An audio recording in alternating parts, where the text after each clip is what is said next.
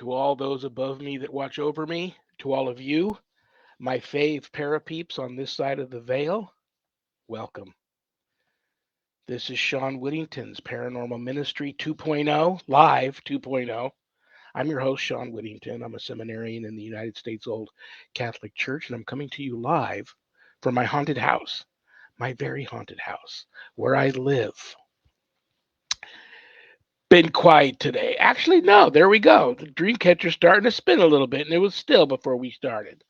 Okay, so the audience on both sides of the veil are starting to show up for today's show, and we got a great show. You all know this, my guest, and love him, and it's going to be really cool getting a chance to pick his brain for a little bit because usually I have several members of his team on at one time, and we have usually a round table para chat, if you will. But now I just got him all to myself tonight, so that's going to be fun. Let's check the prayer urn.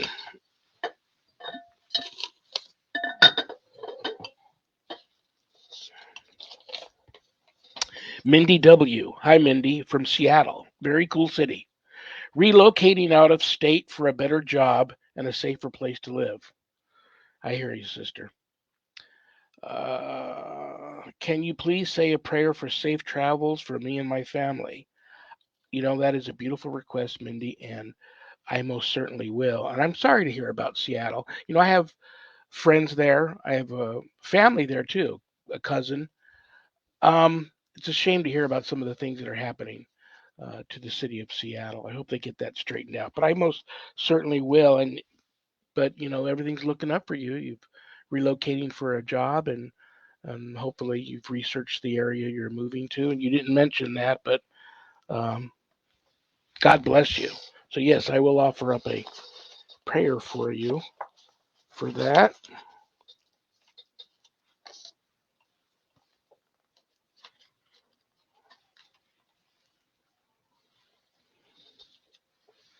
Okay. I offer this prayer up to Mindy. In the name of the Father, and of the Son, and the Holy Spirit. Amen.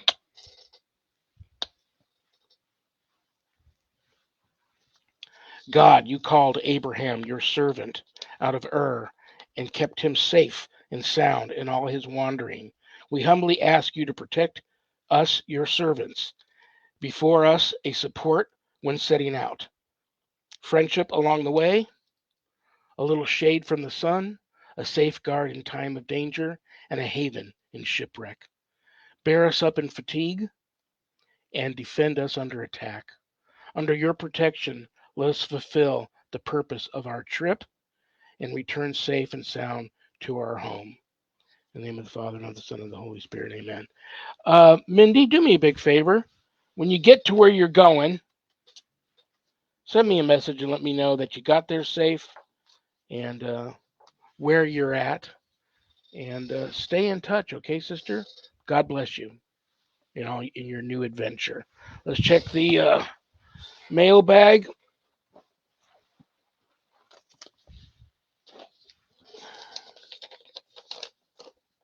Bill K. from Alabama. Alabama. I can't remember the last time I spoke to somebody from Alabama. Can you guys? Any thoughts on why so much drama in the paranormal community? Do you think it will ever get any better? Bill, I'm going to get hate mail for this. I'm sorry to say this, but it's just how I feel. I'm not going to lie.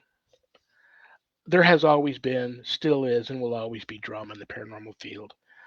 And it is what it is. And the reason why is because it comes from within. Sure, we have our fair share of trolls outside of the paranormal community that just attack to attack. You know, the paranormal community gets its fair share of, you know, the woke mob and haters and trolls and all that too. But most of our it's inner strife from the paranormal community that keeps that drama going. You know, people there's a lot of jealousy in the paranormal community that I find it's a shame. I'm always super happy and for someone's success or um, you know, someone's notoriety or you know, evidence they produce that's, you know, phenomenal. But there's a lot of people that might even look you right in your face and tell you that they're happy for you and they wish you the best, and they don't really mean it. But it is what it is.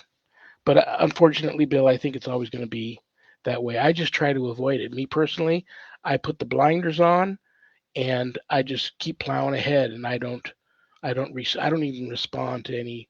If I get anybody attacking me or coming after me or criticizing me or whatever it is, I just don't give it any energy. As soon as you comment back, come back at someone, that's what they want. So I just totally avoid all drama. And I've even had some close friends that I love that I've had to like stay friends but like unfollow because they're just involved in a lot of drama, and they know I love them and I pray for them all the time.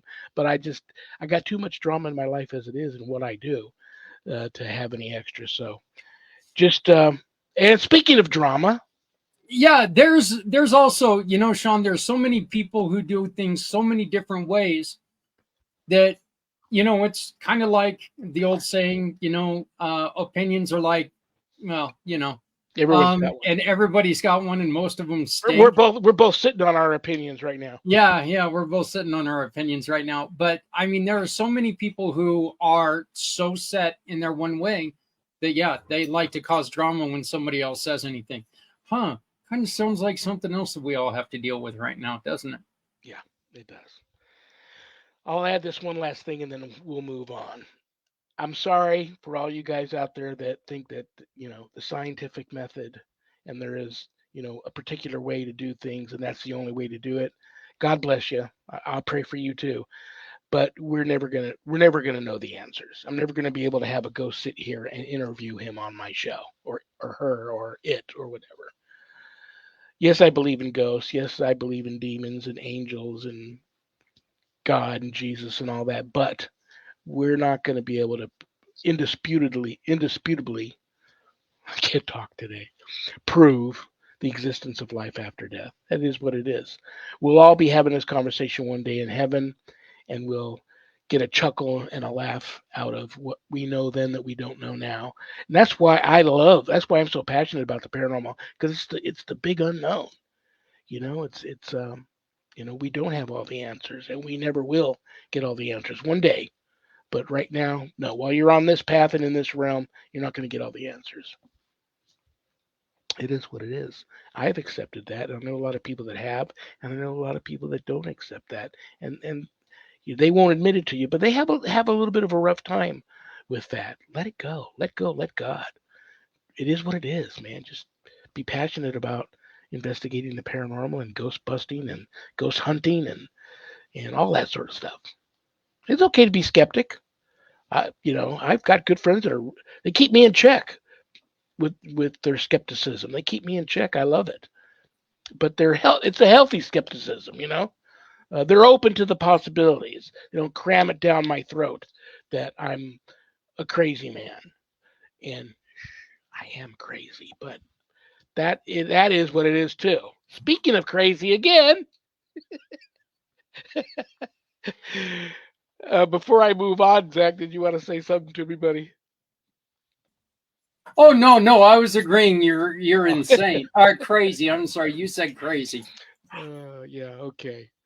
All right, guys. If there's anything you want to know about my wife and I and our ministry work, go to our website, www.ghost-b-gone.biz. When you go there to visit, keep in mind my wife and I don't charge for our ministry work, helping people with their paranormal issues. So I know times are tough, but if you notice the donate button and you're able to do so, click on it and send my ministry in a small donation. I promise you it'll be appreciated from the bottom of our hearts, and trust me, we'll put it to good use. If you're having issues of a spiritual nature, not attached to the paranormal, and you'd like to speak to me about those issues, I'm a certified spiritual advisor, intuitive coach, listener. I'm a great listener.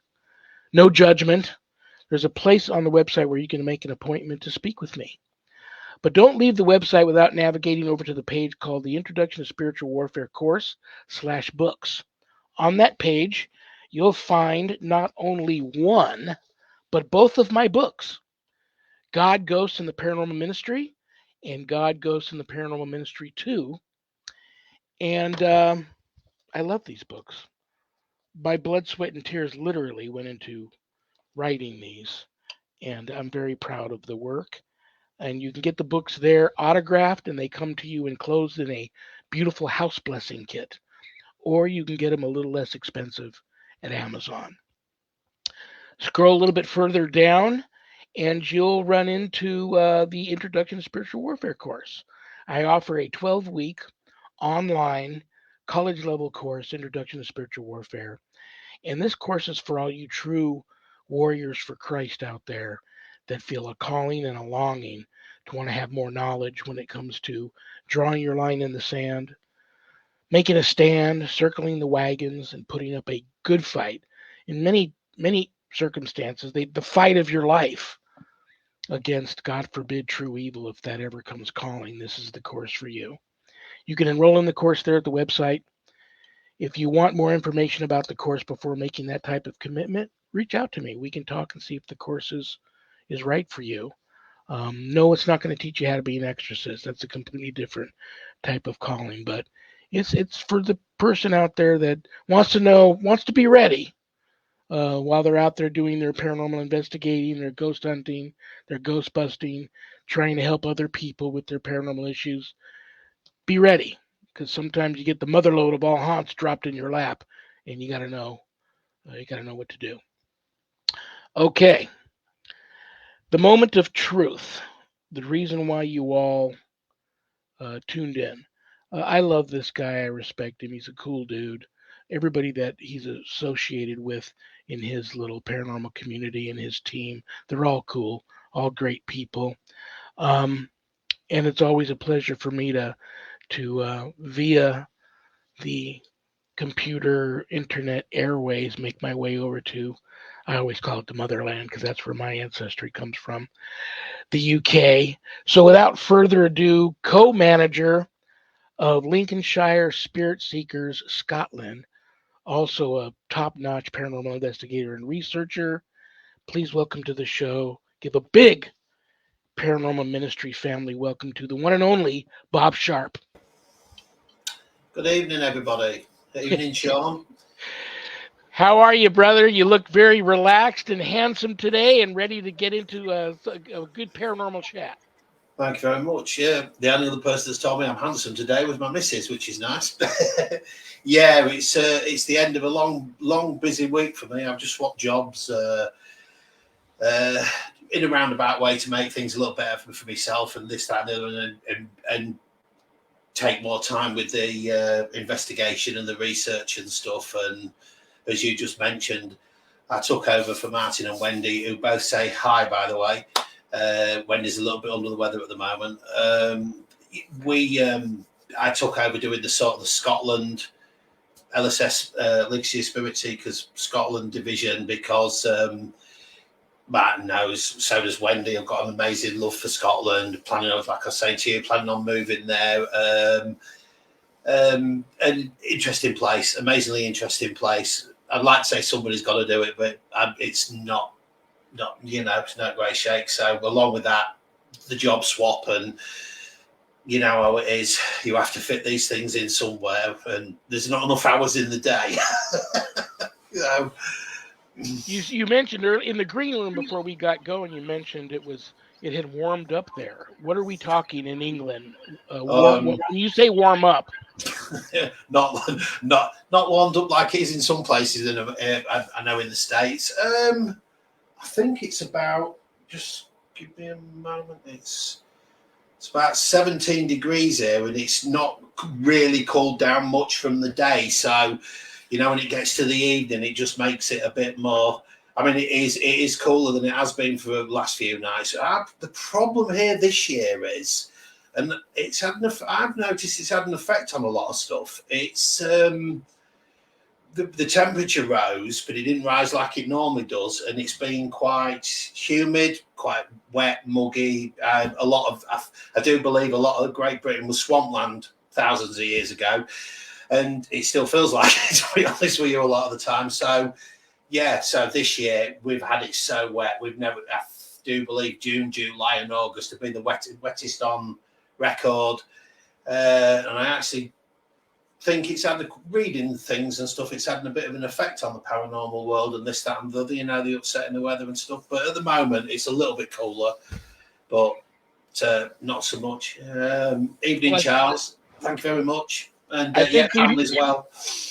I think you knew this question was coming. There's a lot of things I admire about you, and I'll tell you what.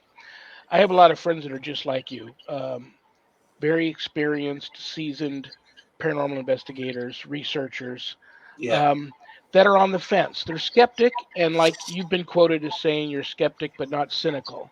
yeah, And they're the same way. That they've either had an experience that they can't explain, or they've had a close friend or loved one have an experience that they can't explain. So they're open to the possibilities, but because they haven't, and who knows how they would react if a ghost did appear right in front of their face and then vanish. But they haven't had that happen. So they're on the fence, but they have developed this passion for researching and trying to find the answers. So having said that, I know people are interested in your paranormal journey, how it started and how it got you to where you're at today, and where you're at with all of this stuff. Where does it fall for you in your belief system with everything that you've experienced? it's an interesting question. I've always been, I would have said skeptical. I've never been as, do you know, it's really difficult, but I try never to be a cynic for anything because I, as personally, I only, I'm not going to say absolutely certain, but you can't even be certain of the things like that anymore. But certain of my path from being born to sort of like my childhood, remembering back as far as I can and stuff, and the things that have happened to me, whether it was falling over and cutting my knee or, stuff that I'd experienced to do with the paranormal, and then other things that have happened, and then getting married and other stuff and that, the children being born and stuff. And all these things that are a part of life are the parts of the bits that you experience. So I've always been open to what people come, say to you and this, that, and the other, especially given the experiences I've had myself. So I've always fallen on the fence with the skepticisms, always try to look and debunk stuff first. But sometimes you can't. I recently, last few days, had this conversation with a lady, and I said, it's when you have those fleeting glances out your eye corner is a lot different than when you see something. I mean, whether it's ghosts, whether it's UFOs and stuff. So I'm into all that as well. There's a little. It kind of irks me a little bit on the two sides of the fence, whereby you've got those that fall on one side that go, no, there's absolutely nothing with it. It's just a load of rubbish. It's never possible. That's it. And the others on the other side that'll, just totally want to believe everything. But then you've got these people in the middle that sort of, ask all those questions. We need those people. To be honest with you, we need everybody. But we need to balance it, which is the good, but it's on about with the logo, the yin and the yang and stuff. So yeah, it's been it's to be fair, it's not been tough, but it is. I've had one or two, where somebody's challenged sort of beliefs, and I've stopped and thought about it and gone, there's a right way and a wrong way, and then to answer a question and and then go from it and stuff. But yeah, I always try and stay on the fence, try and debunk. But always listen. As I've said before, and I think I said it when you was on our show, you could tell me you've got fairies at the bottom of the garden. I'll listen to you. I'll absolutely listen to you. After what's happened to me over the years, and I know it was real, I obviously can only recount a tale, but I know what I saw was real, and some of it more real than other things. So I know it would only be fair that I would listen to somebody else, regardless of what they told. Even if they told me they saw a dragon, it's the way it is. It's interesting that you say the word listen. That a lot of people don't realize how important that is. It's even like when I do my spiritual advisor stuff. Yeah, Sometimes someone will make an appointment to talk with me, and I don't say a word. The appointment may be an hour and a half long, and I've said maybe hello, how are you, how you feeling, what's going on, and then I find myself at the very end saying, "Nice talking to you. I'll be in, goodbye," Yeah, because they've all of a sudden at the very end of venting have said, in the process of doing this, I've come to my own conclusions and I've answered my own problems. And just you sitting there and listening has been yeah, the greatest help in the world. yeah, That a lot of people don't have that ability to just sit there and listen. yeah. And especially in this field. Well, you and I must already be a little psychically in tune right now because you know what the next question is going to be. People have reached out to me this week wanting to know. LSS has quite a following, so Yeah, we'll go over that in a minute. But everybody yeah. wants to know. So what was the? Do you have the experience that you can talk about that really either has you just still Yeah. scratching your head and going, the Um, relate, or one that just really has just about made a believer out of you? I think I suppose I was lucky. I was quite lucky, I think, because of a lot of the people that I've talked to over the last few years have come from backgrounds. Even Martin himself have come from a background where they know, especially those with the different psychic abilities, and they've come from being in their childhood where they've had a background of they know something's different, and when they've tried to talk about it, family members have gone no, and they've had to keep it hidden, secret, and then they've never been allowed to talk about it, and stuff like that. And I was really lucky. I was really, really lucky because I was born and brought up in the middle of what I'll call the middle of nowhere in Lincolnshire, and my mum was a crossing keeper, and my dad was a sort of land worker, and spent a lot of time on the land, and we on my dad's side hunting, so they was out a lot, and as I was growing up really, really young, I would have my uncle David and my granddad and my dad come back. They'd been out hunting at night and stuff, and I'd come down really early just to see what had happened and this, that, and the other. And the number of times they'd talk about things they'd seen in the sky, and some other things and that. And so it was always there. I was massively into astronomy. I was massively into science fiction. Absolutely, even to this day, I still watch crazy 1950s sci-fi movies because I have a belief in why we have those movies exist and stuff. But at an early age, I got quite into music and never really pushed it and stuff. But in the midst of all that, I had on my mum's side, my dad and my grandma. My grandma, I never knew very well because she died when I was about, so I was trying to figure it out, so around 6 or 7 years old. And unfortunately at the time, she had really bad diabetes, and unfortunately she lost her legs from below the knees.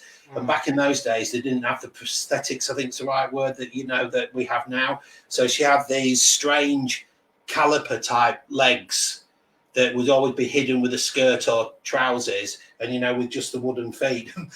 Funnily, strangely enough, when we was at my granny and my granddad's, if me and my brother was playing up and stuff, she'd always go to unstrap one of the legs and go, "If you don't behave yourself, boys, I'm going to be walloping you with one of these." So, and she always sat in the corner. That was a chair, and I know she moved about and stuff, and obviously there was family members, a massive family to help out. So she was there, and I always knew she was there. My granddad was an organ pianist, choir master. He fixed build organs and pianos and stuff. So I had this busy household and stuff. And then one day, my nan passed away. I probably couldn't even tell you now what she died of. But even as a kid, I was really, really into sort of like the old cassette recorders. I love sound.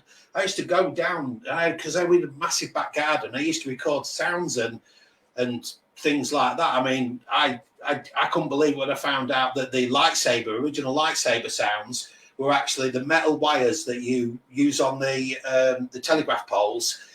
They just banged them with hammers, and you got that twing sound that they got. They're the original sound. And I managed to mimic it myself. I thought, wow, that's amazing. So I always got into sound and stuff.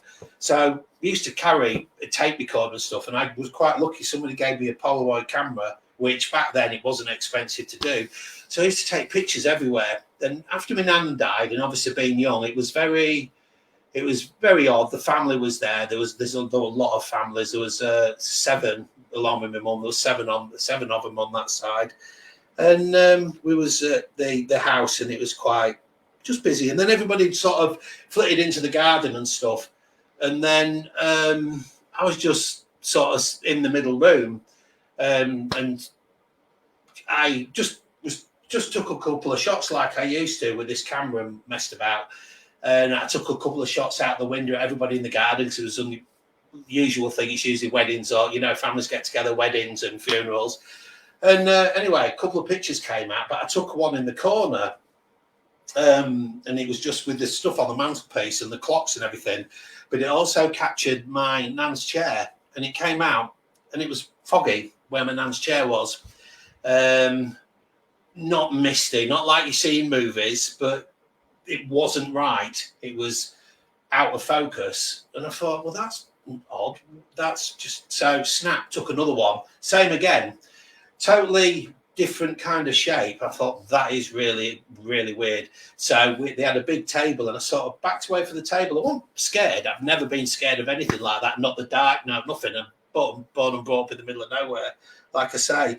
And even at that age, I went to a different angle and took a shot, because I was into everything, and I used to like watching how movies was made and everything. Took another shot, absolutely perfect, nothing. And I sort of took another one, trying not to waste my roll of film, and nothing, because obviously they come out and they develop. And that was the first time I come across something actually personal. And when it was quiet later on, I showed it to my mum, and she went, that is really odd. And she said, show your dad, because I was quite lucky, because my mum and dad, didn't hide anything like that. And my dad looked at it and he went, he said, don't show it to your granddad, because it might upset him, as you would. Yeah. And it was my first, that would be the first thing that happened to me that I sort of like personally, because unbelievably or not, it's like now, the moment you sort of tell, I'm with this new job and I've been meeting some new people, and they go, oh, what do you do in your spare time? Are you, paranormal research, this, that, and the other, bang, boom, that's it. Everybody's got a story. Very, very, I would have said 90% of the people I meet got a story. 10%, yeah, okay, load of rubbish.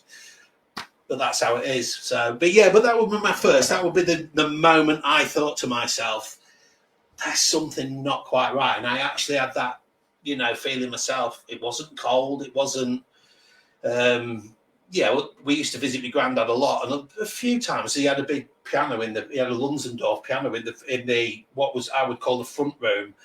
And sometimes when I was sat in the other room and I'd just be drawing or something, I'd be like, hang on a minute, that's the piano. And I'd go in and nothing. The lid was down. But yeah, after that, I used to sit sometimes and just look at my nan's chair until years later, when they moved things around and my granddad died and everything as well, and things changed. But yeah, that was my first, and it was really an eye-opener. And somewhere buried in the depths of my picture things, I've still got the pictures, I think, somewhere, these Polaroids. That was my first. Well, it's funny. It's interesting we're having this conversation, because I have a friend who's a researcher like you. He reminds me so much of you. He's had experiences. He can't explain them, so that keeps him on the fence. But he's not. Yeah. He says, if someone were able to prove to me that there is life after death and ghosts are real, I'm ready to accept it. I'm not ready to say that it doesn't exist. Yeah. But enough things have happened to him that, like you, have gotten him into this field. Yeah. But he called me the other day. There's no wrong or right answer here, but I'm going to pick your brain and see if you have a theory here. He was at a location where there were several floors, and I think a couple of floors above him or below him, on the other side of the building, he had a camcorder running that had very sensitive audio on it, just fixed in an area that was known to have a lot of activity. he's on the other end of the building on a different floor, and he's conducting an EVP session. And it was just not happening on that side of the building. So he decided when he was all done, he left, went, finished his investigation, eventually came back and got that other camera. And it wasn't until I think a couple of days later he's reviewing evidence. Yeah. He found that he was the questions he was asking on his during his EVP session were actually being picked up and answered on that camera Yeah. 2 floors above or below him on the other side of the building, which he found you can't explain that kind of thing, but he wondered why it was answering him there. And then another question I want to ask you is the 2-part question here. He might be somewhere and he'll get answers to his questions in another language. So do you think, and he won't understand what it is, and eventually he'll take the tape to a linguistics specialist who will listen and go, oh, that's somebody answering your question in Spanish or German or whatever the case may be. So that's pretty interesting. That's apparently this entity that is answering him understood him, but is answering in their own language. Do you think it's necessary to go to a place like if you're investigating a castle in Germany to speak to the ghosts in German, or does it not matter? Or what do you think about this phenomena where you're on one end of a location, but the activity is responding to you somewhere else? I now I'll go with the I can never say the word phenomenon properly. I'll go with that part first. For me, I mean, over the years with the experiences and the researching and the reading and stuff, you always you work theories out, you postulate them, and then you sort of sometimes you go and you look at them and you go, well, that's a load of rubbish. I mean, I'm not a professional or anything, but I like writing music. I really do, and I get told off all the time that I should do something with it. And I'm quite passionate about it. But on my hard drive upstairs on my computer, where I've got all my keyboard and everything, I've got probably hundreds of hours, little snippets where I'll write a little bit, few chords, little sound, something. And sometimes I'll go back over them and look at them and, think to myself, oh, that's useful, that's not. So I think sometimes that for humans, our problem is it's very, very, very difficult not to see things in a way that very linear, because we're born, we live, we die as far as we know. So we perceive time. And the thing is, though, I'm going to go right out on a limb here. Technically, time doesn't exist because humans invented time, because it's a concept that we understand for the passage of the sun and the moon and the stars and the seasons and everything else. So it is logical, but I remember once, somebody talked about how animals and that perceive time differently. So, the old thing about dogs live 7 years to one of ours and stuff. So it's all about the perception of where we are. So if and where you are at a particular time, the difference between me being a child and being an adult and stuff.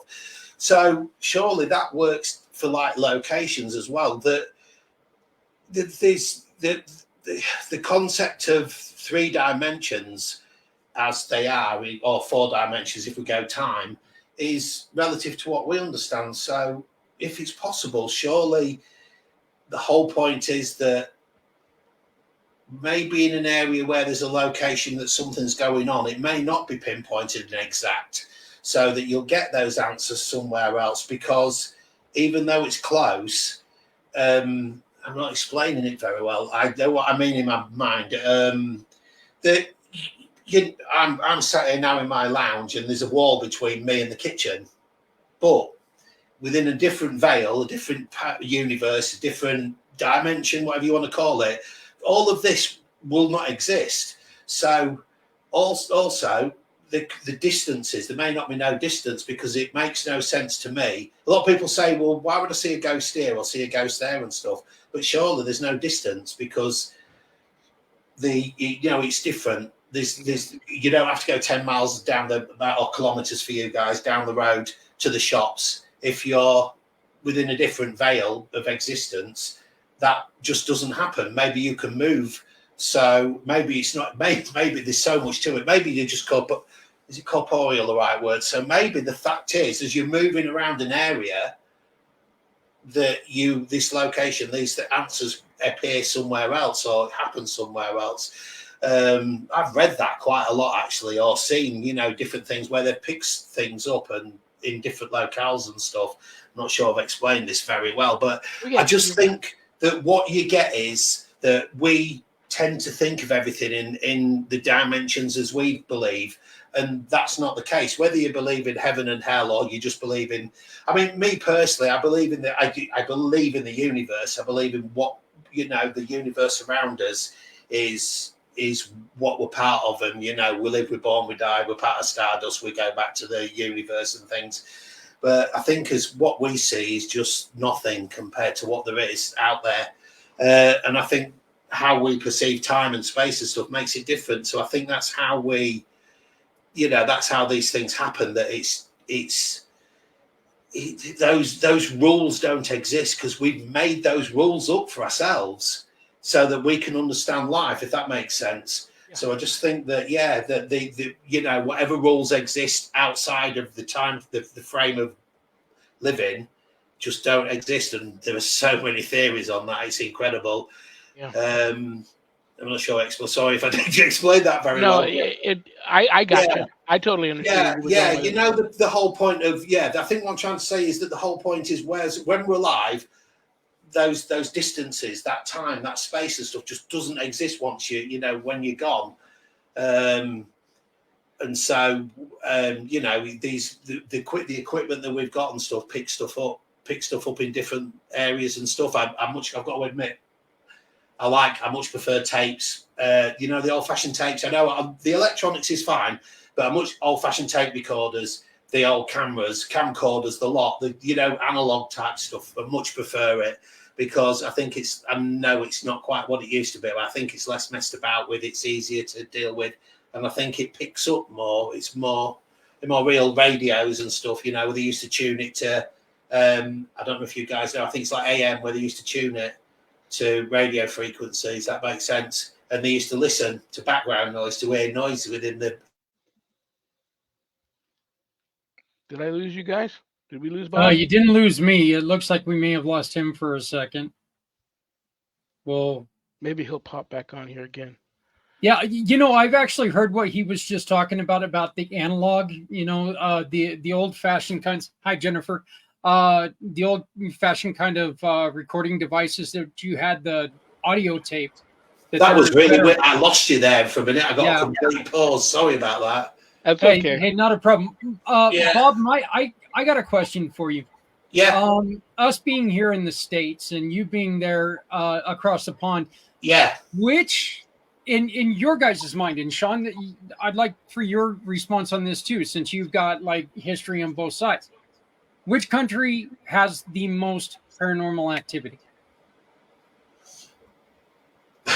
Probably the United States. It's bigger. But well, you know what's funny? I was going to say the opposite. I'll tell you why. That's an unfair question. That there's people out there that do surveys and keep records on just about everything. And I just saw a recent survey, and how they keep records of this, I don't know, but it probably comes down to there's a lot goes into it of cultures that will talk more about it. If you have a culture that's going to keep tight-lipped about, believing in life after death and ghosts and all that, then you may not have so many reports.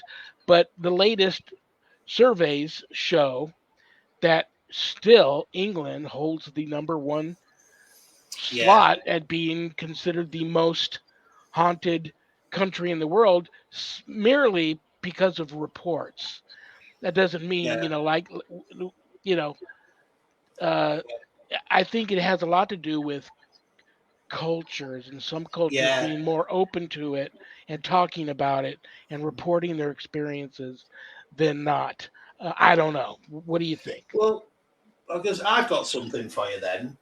I actually, within reason, don't actually believe in places being haunted. You know, if you mentioned at the beginning with a question, sorry, I've forgot that went into that, the second part of that question. But Oh, it was the language. It was the the language thing. Yeah, I have that. Was good part of this. I have this theory that there isn't somewhere just places that are haunted, because it kind of not make sense. But you mentioned it, like a castle in Germany. So you've got a castle with next to not far down the road. If anybody catches this, a place called Thornton Abbey. It was right close, about a mile down the road from where I was born and brought up. Amazing history, absolutely, for a place that's on the East Coast. A massive, great big gatehouse, like a castle. And the abbey at the back, about 1,000 years old. The abbey is, I think, the 600 years. About 400 years later, they built the gatehouse. A lot of history. We've got lots of old air bases and stuff to do with World War II and things and that and about and stuff. But so we've got all these places. And I just think it's more to do with us and where we are and the people that you're with. Because, for instance, I luckily enough now to time to spend with Wendy, I've recounted this quite a lot, so I don't go really deep into it. But I know the sort of stuff that I can do and I've picked up. And then I watch Wendy communicate with an item. And not just 2 seconds. It's one of my favourite things. I've got this recorded, this cat ball, and she's talking to it. And it is flashing on and off. It's answering her. And when it goes on, she asks it to stop and it stops. So she got communication. Now, if she got communication, did she get communication because she's more in tune? As I always have this theory about 1,000 people can walk down the street and see nothing. Some of them can walk up and down the street every day and see nothing. They just go to work, they go home, come back again. One person been walking down the street in tune, because there's a lot of brain waves, radio waves, a lot, and they'll just see something. It might be a person, it could be anything. And it's because at that moment they're right in tune with something that happened there, because we all think about the bad things that happened, you know, the world wars, the things in the Ukraine at the moment and all that kind of stuff. So we always look at all those sort of things, and especially in France, like Flanders Fields and stuff like that. So you always think about those places as being important and stuff, and they're powerful. So there's energy, there's the energy there, there's stuff left there. But surely then, every time somebody goes there, somebody would see a ghost or a spirit or whatever. But that doesn't always the case. That's not always the case at all. Is it because it's to do with the person and the people that visit, or even the animals? Because that's a completely different thing, if that makes sense. And it's not because areas or particular places are more haunted. It's just the people that visit and go to the places that, because let's face it, nobody knows a place is haunted unless it's been visited and been seen by somebody. Yeah. So, because it's like if a tree falls in the woods, does it make a sound? Yeah, there you go. Thank you. Or the one hand clap, the sound of one hand clapping. But it's true, because if a ghost walks the street, this always reminds me of the stone tape theory by Nigel Neal. Amazing idea, and with some truth to it. Because a lot of people sort of poo-poo with the idea, and it's not true. There is some basis to it. Say a group of people witness the spirit walking down a corridor, the lady, whatever, the typical white lady, and does that white lady still walk when then people are not about, or is the energy of the person and the energy of why she walked down there, is that the connection that brings out the spirit? Which case makes, because you know, you'll know of 30 East Drive over here, won't you? And then you know the Sally House over in America and stuff. All those places, because they've been bombarded by people visiting them and stuff, they are famous, and so there's a lot happens because a lot of people visit there all the time. That combined collective energy and all of the focused thought patterns of all those people on that particular topic. Maybe not even that, though, because you'd get those differences in, because some people go, I had a friend who went to that East Drive, and she said, we got some interesting EVPs, but I didn't really get much of anything else. She said it wasn't cold. It was it was a lovely old, what we call council house. I've read of other people who've gone there and have seen the monk and all sorts. And you think, hang on a minute though, how there's got to be a reason because of the non-consistency. You know, and so I started to think for myself a long time ago, I'm starting to think that there's not such a thing as hauntings, but there's as we per se, but it's to do with the connection. It's to do with everything that puts it all together that makes it, it happen, because I've always... The perfect paranormal storm. Yeah, that's it. Yeah, that thing, because I have read this, I've done a lot of reading about Lincolnshire and stuff, and some of the stories about there's a place down the road from me where a lot of people see a woman and she looks ill, and when people stop she's gone in a flat area with a little bit of a humpback bridge. And there is a story about a lady who sort of unfortunately lost a lover, and she was swore by a lover and chucked herself into the river and drowned, bumped her head on the rocks, drowned. And they claim it's the woman that's been seen. So, that area, but that road is travelled every day. But not every day somebody sees that. But surely, if I'm making sense, surely, if something's going to happen, and that's where I come to the stone tape theory, because I've been just reading a lot of that just lately. A lot of people have got the idea about the stone tape theory. It's a great idea, and it is, and I do got some belief in it to a degree. But it was a sort of like a play by a guy called Nigel Neal, who invented and wrote Quatermass, and he invented this idea, this just one-off play, and it was massive. It was so popular. And a lot of people took that stone tape theory, and a lot of people then realised, a lot of the proper cynics went, it doesn't exist, does it? Because it was made up by something, but it's not true. Nigel Neal did the research and came up with the idea. He didn't come up with the idea, he came up with the idea with a play. So the stone tape theory, as it's called, actually did exist before then. So when, the idea that the area records and then people come along and pick it up. In this case, it was a woman when they were working there. This woman sparked it off because it was just to do, I think, with her mental state. I'm not going to it too much. But yeah, and so she drew the spirit out. Well, because of that was like recorded there. And the thing that you said about the languages, it's interesting because I used to joke and laugh a lot when I was watching with my wife, watching a lot of the TV programs, and they used to be different. I went, those recordings they've got don't sound very American, some of them. And they're in a few places. It's not very German, the word you said German. But again, is that because that's how we perceive it? Because language is a barrier that's not always there that we understand. To be honest with you, I haven't got a real sort of idea on why, but it is a question I've seen, I've seen before, or heard and read before about. But why do you go to France, Flanders Fields, and people have heard shouting and stuff, and they've recanted soldiers or something to do with soldiers shouting about the enemy coming and that, and you're thinking in France, and they were talking English. So I don't know. It is a really, really odd one, especially when you do come across EVPs in different languages. Like I say, let me throw this. It's not perfect. Let me throw this one at you. I have two friends that live in England. Yeah. One says, he reached out to me because he says, I'll either be eating breakfast or dinner or watching TV, and I see this woman come in the house as if was outside and comes in through the front door, and then she floats. Her legs keep walking, but she floats up and goes out the ceiling.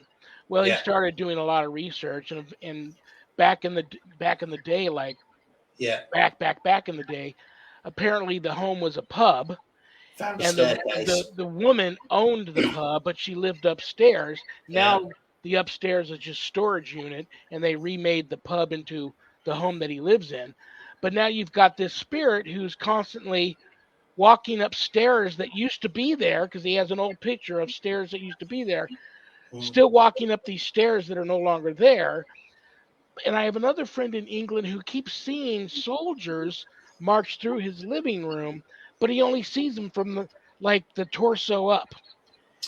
And many, many years ago, he researched just down the road, there was like a fort. Yeah. But they used to travel. The home wasn't there back in the day, but the soldiers would march down Yeah, right through the path where his home now sits, yeah, but the ground was a lot lower. yeah. That York. When in the city of York, there's a place called the Viking Centre because York was massive for the Vikings. I can't remember its Viking name. When they were making I believe it was that the Viking Centre, some of the workers saw similar. One of the workers said, no, I'm never going back. And when they said why, he said, I've seen a bloke who looks like someone out of one of those like Charlton Heston movies. And he said, but he had no legs. And he wasn't the only one to see it. And as they renovated down to put the footings in, found, I think it was a Roman, like I'm going to have to go with like a living room type thing and stuff. And it was sunken down. And then that was when they realised that a few people had seen something, and it made sense that you would say that the height would be about right, and that would make sense. So do you buy into I just naturally think when I get those stories, residual. But I'm on the fence Yeah, with residual. I don't know if I totally buy into residual or not, because I've debunked a couple of residual yeah. haunts that turned out to be intelligent. Do you buy into the residual? Yes, I think. Yeah, I think I do, because going back to like the whole thing with the stone tape theory, I do think I was gonna sort of. Well, that's for me. As I was explaining before about the whole idea about places not being haunted. It's the energy, the locale, the people, and everything else coming together for that. And some places maybe are just more energetic because of what's gone on there. But it's still, like you say, you can't have a haunting until you've got somebody to see the haunting until it happens. Well, I do think that like I was saying before, you've got these obvious places, the massive places around the world that were affected. Bombings and stuff in World War II happened everywhere, and things like that, wars and other things that have happened in locales and stuff. And everybody always thinks about those. So everybody always thinks about like Flanders Fields, as I said, or I was trying to think of it. Hiroshima and Nagasaki, where the bombs was dropped, the first nukes was dropped and things like that. Any of those places. The thing is, it's not just about that. It's about the person, because I once read, and this is where I was thinking about Nigel Neal got his idea eventually for the stone tape theory. He wrote a play based on something that had happened to a chap that was a friend of his that worked on the telephones back in the 50s. And they kept getting these, what they call ghost voices. And he got the idea of writing a story about these lovers. And one of them left like a last phone call to a lover, and it kept replaying over this line because because of what had happened. And the energy, the powerful energy of somebody realizing that the lover was I think he was killed in an accident, and so she picked the phone up and she called him one last time, and then she unfortunately committed suicide. But that whole thing was recorded in time, and the people who moved into the house, I think it was, I'm going to get this probably wrong, the phone kept ringing, picking it up, and they'd hear her sobbing, pleading for him to come back, and it kept recording until they did something. I really don't know. I'd love to find it and listen to it, because apparently it was a great sort of radio play. But you imagine that, because we think about those big events that happen, but like when lovers break up or somebody dies and your family, that's massive. That's earth-shattering to you. So if that energy's left, I do believe that it leaves a recording. But I just don't think that people, massively pick that up until somebody comes along and they are in tune and things like that. But is there a possibility that it's not just a recording, that it plays over and over until somebody taps into it, and then you can have communication? Or is it literally because there are spirits there that that will always be there? See, my struggle with that is the whole concept that, again, so going back to thinking about time and space in it's us as humans, because you think back to this, you experience being able to communicate with a spirit, and that spirit was from the 1600s. That's quite a large pill to swallow. That there's an intelligent spirit somewhere that's 600 years old, and it must understand that it's 600 years old, and time has gone. Does that make sense? Yeah. That's quite a difficult pill to swallow, I think, because you think to yourself, they don't. I've just, you know, to be as a side note, I've never understood literally when on these programs or whatever, they go to talk to a ghost, I've gone, none of them's gone, it's 2023, you're 400 years old. Do you know time's passing? They never do. They're just useless. They just ask all the wrong questions. But yeah, side note is, have you ever thought about it? That the fact that if that is, like I say, if you talk to a spirit that's 400 or 500 years old, does that spirit understand that it's 400 or 500 years old, or does time lose its concept because time doesn't exist? Not really. And Martin, I don't know if Martin's still on. I noticed he was on, but I blew his mind one night with this idea about time not existing, that everything that happens is in the now.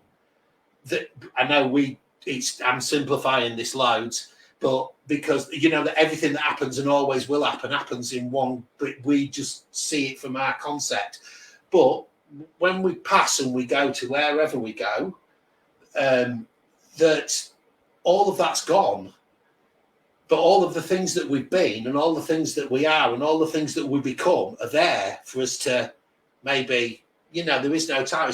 Even I struggle with the concept, but I have sat and thought about all of this question about really, you know, there's a Roman soldier that's been dead 500 years, and he can see whatever he sees in me if he sees like a light, and he's going, what is this? And I'm going, oh, I want to talk to you. My name's Bob, and all this, that, and the other and stuff. And you know, are you? And you're thinking to yourself, what is it that each other sees? What do these spirits understand?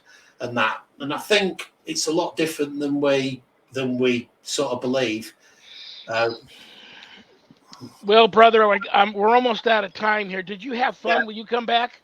Yeah, totally. I'm not very. I need to learn what I discovered. I said to Martin, I discovered that it's really difficult sometimes, because when you don't know the questions, people throw something at you and you think, God, and you have so much to try and fit in, and it usually. So I apologize to any of your viewers if I've sort of left them, you know. Don't worry about it. I have a very forgiving audience. But I'll have you back, brother. You know I love you. You know I respect you. Give my best. Yeah, you too, Sean. It's amazing. LSS team. And I'll reach out to you, throw some dates at you, probably in November. I'll have you back. We'll do a part 2. Yeah, thank you. Yeah, like I say, we'll have to have a chat and have a talk about some. It's interesting. I think it's nice to be able to, you know, talk about stuff, get those theories out there. And I'd love to, like with you, Sean, and other people that you talk to, I'd love to hear their theories, because I bet somewhere down the line we've got quite a wavy but straight line of information. So thank you guys. You have a great remainder to your Friday evening, brother, and I'll talk to you soon. You too. Thanks very much. Cheers. Take care, brother. Bob Sharp, Lincolnshire Spirit Seekers.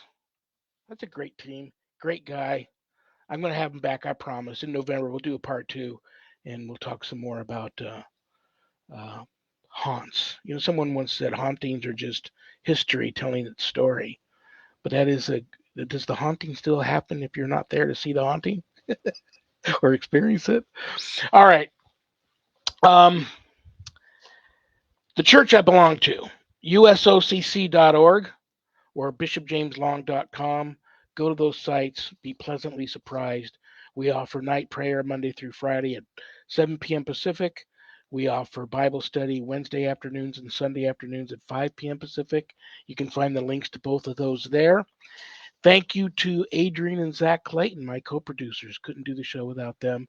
Go to Zach's website. Check it out. Again, just go there. Be pleasantly surprised. CommunityPayItForward.us. Next week's guest. Why don't you have to look? Monday, this coming Monday. Yeah, I better look. The 28th, Happy Medium Monday with Susan Ahern. Free live on air psychic readings. If you've ever wanted a psychic reading from a psychic, a legit talented, gifted psychic. Tune in live, type your question into the chat room. She'll answer it. That's this Monday, the 28th. Happy Medium Monday. Um, Find me now at my new Facebook profile, Lawrence Morace, Lawrence, Morace, Morace. It's a stage name, but Sean Patrick Whittington in parentheses is right after that. My original profile got deactivated. Don't know why. Don't know if I got hacked or if I upset Facebook. They won't get back to me and tell me what happened. So, if all you people still trying to find me, that's what happened to my original um, Facebook profile. Thank you to Things Network. Thank you to Temple of Phoenix Rising Entertainment. Thank you to Skeleton Key Network. Thank you to Pact, little p, capital ACT, Podcasting for All Coming Together channel, for all of these networks simulcasting my show. God bless you for that. And it is bad joke time. I'm going to pull a bad joke that one of you sent into me out of this haunted carnival barker hat. It's my poor attempt to put a smile on everybody's face before I say good night.